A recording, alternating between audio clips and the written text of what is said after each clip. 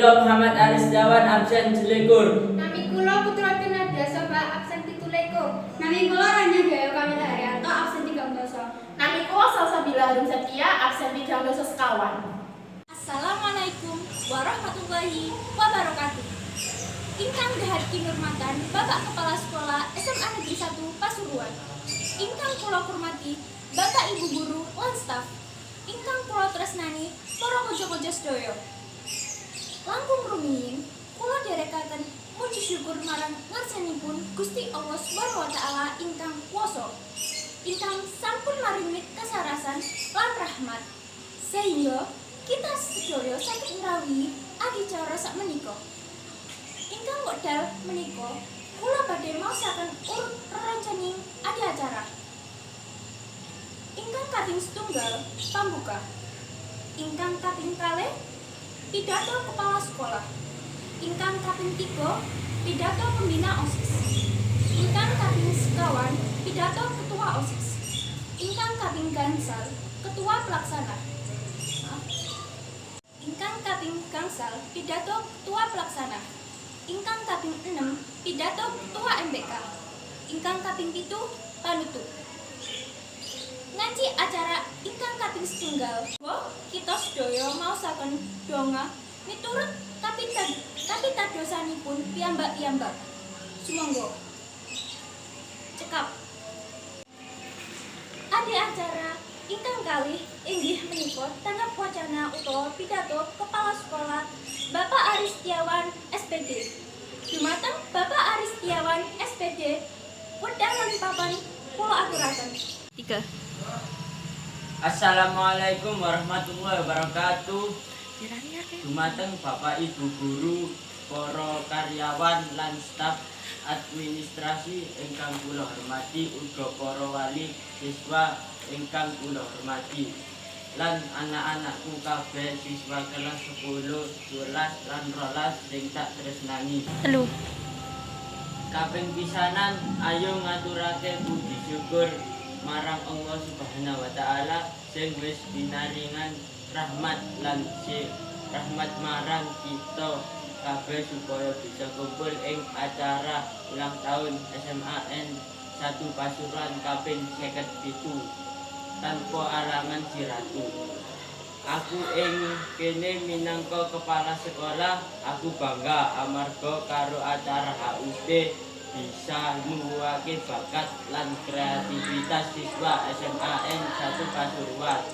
Lan uga matur nuwun banget marang panitia pengurus acara ulang tahun iki. Amarga acara iki bisa dianakake kanthi apik lan lancar kanthi umure SMAN 1 Pasuruan sing umure wis 57 tahun. Muga-muga gampang sakabehane halanganipun. Muga-muga SMAN 1 Pasuruan bisa nglairake siswa-siswi sing bangga merga prestasine. Lan muga-muga acara iki bisa dianakake saben tahun kanggo mangeti ulang tahun SMAN 1 Pasuruan.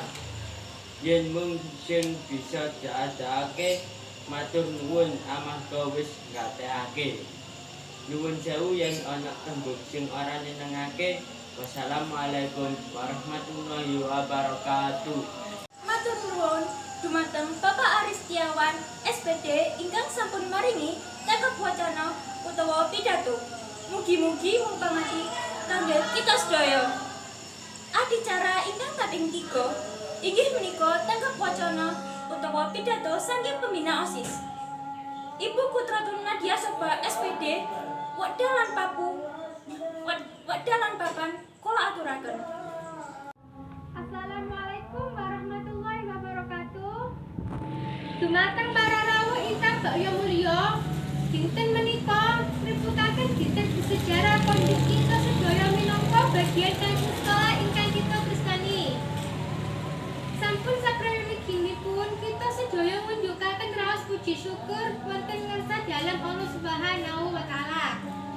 Inggih kanthi izin uga ridhonipun kita sedaya taksih saged kepanggih uga mekapal lebet kawontenan saras uga bagian konjuk mengeti ambal wasta sekolah ingkang 57 menika. Mugi-mugi Allah Subhanahu wa taala Kayoman konjuk sekolah kita menika wonten samenika wekdal ugi ing taun-taun ingkang badhe dateng. Mugi-mugi sekolah kita menika dados sekolah ingkang tambah kagungan kualitas lebet ora globalisasi ingkang kita sedaya jangin sakmenika.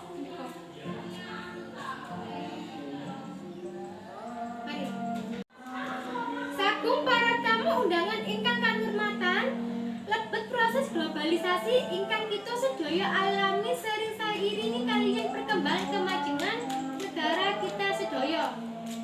Kita sedaya temtunipun taksih komunitas kados puji.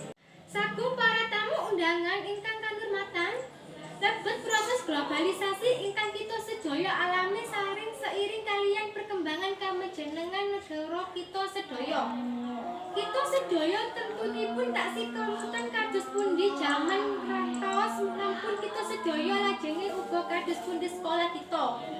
Sedaya menika saged tetep ngedeg jejeg. Dadi salah satunggaling panutan lan kepercayaan warga ing sekitar menika. Saking lebeti manah, kula ngaturaken raos binggat majang alma mater kita sedaya ingkang kaliyan nekebak semangat muga nyambut damel kagem macam-macam aspek kemajuan basisipun ing sekolah menika. Boten kasupen ugi kula aturaken agungan panuman dumateng Bapak Ibu guru ingkang sampun bimbing paringi wajangan saha usaha ingkang saestu boten namun alit manfaatipun nutrap sadeyan.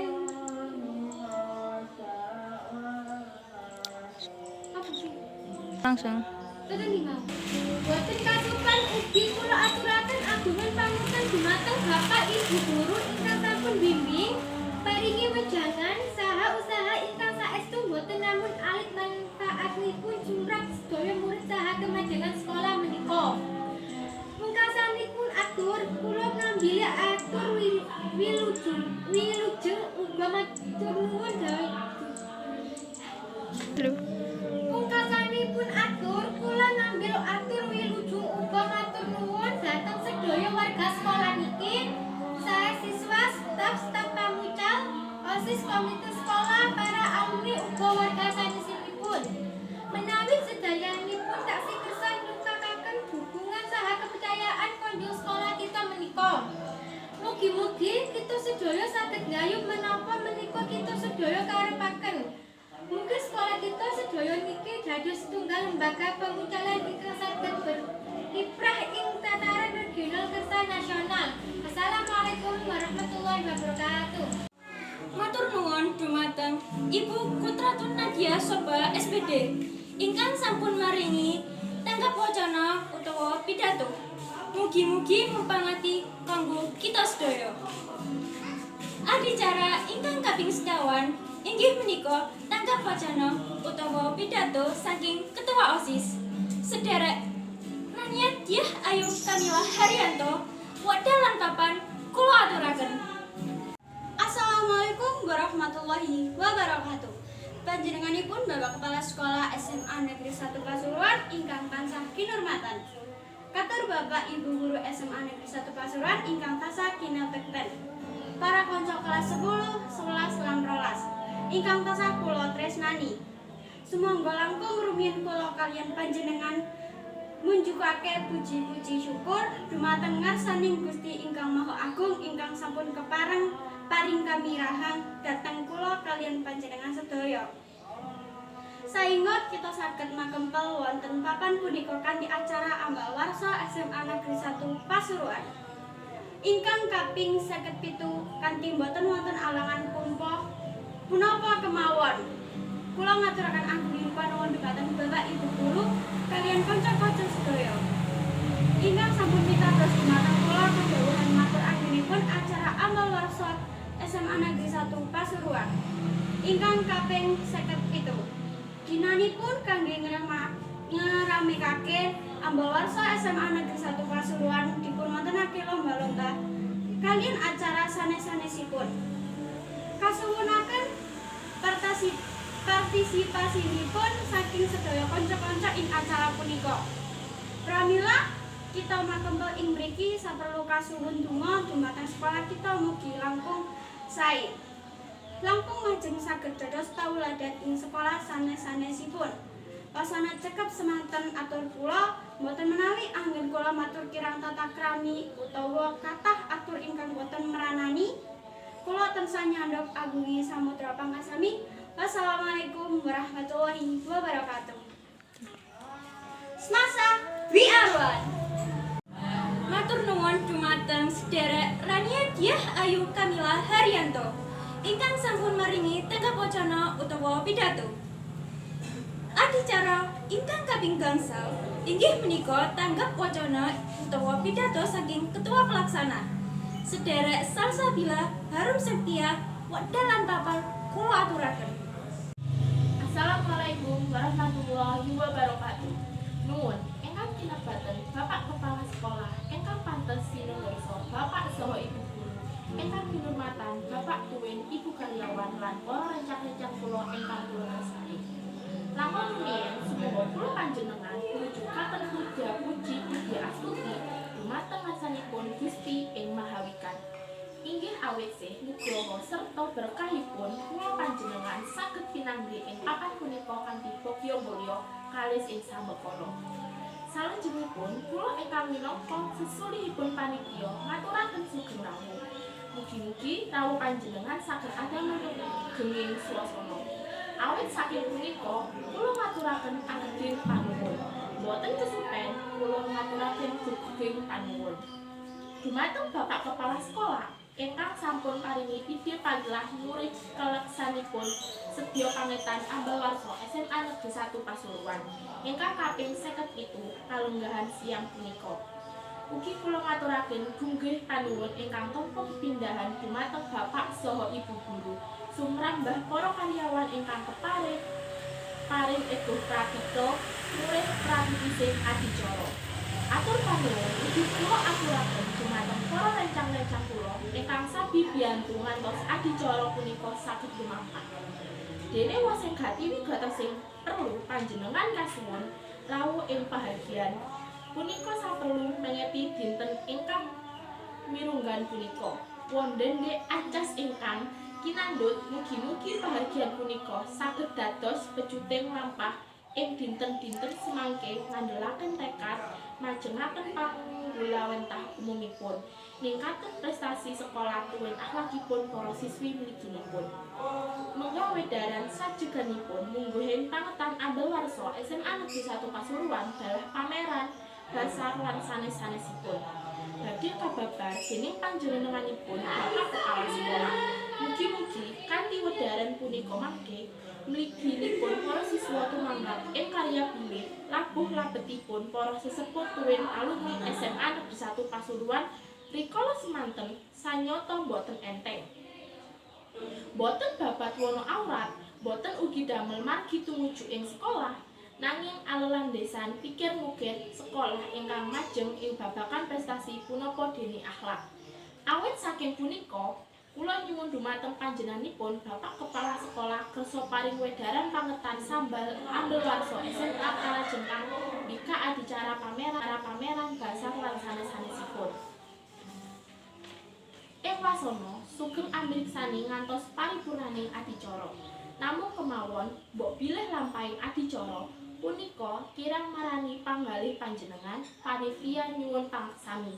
Dene kula pribadi nyuwun lumunturing sing pangaksami menggah Solabawa dalah panananting basa ingkang tebih saking tata krama tuwin paramasastra.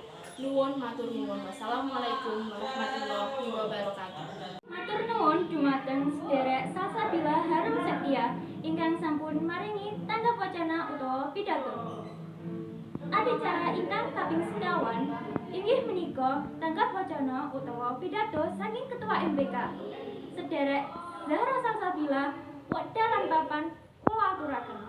Assalamualaikum warahmatullahi wabarakatuh. Saya Zazabila absen 36. Salam sejahtera lan Allah welas asih lan berkah.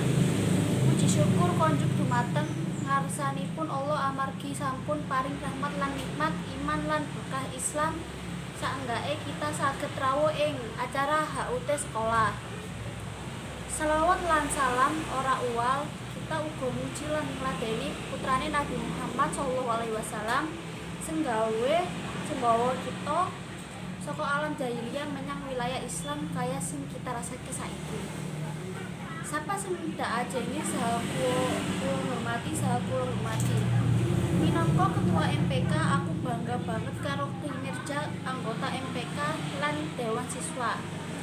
Seenggaknya acara iki bisa dianakake uga patung nuwun kanggo para pelatih amarga tanpa dukungan saka sampean.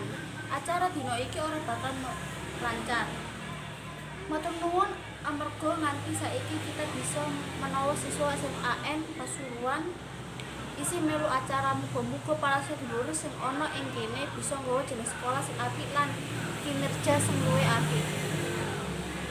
Mekaten sing bisa dadane muga-muga pertemuan iki bisa urip tanpa alangan lan supaya ora suwe wektu tak kira mung sawetaran tembung saka aku lakong sithik aku njaluk ngapura. Wabila taufik wal hidayah. Wassalamualaikum warahmatullahi wabarakatuh. Matur nuwun dumateng sedherek Zahra Salsabila ingkang sampun maringi tata wacana utawa pidato. Nganci adicara ingkang pungkasan inggih menika panutup. Kula minangka pranatacara mbok pilih kathah kalepatanipun nuwun agunging pangapunten.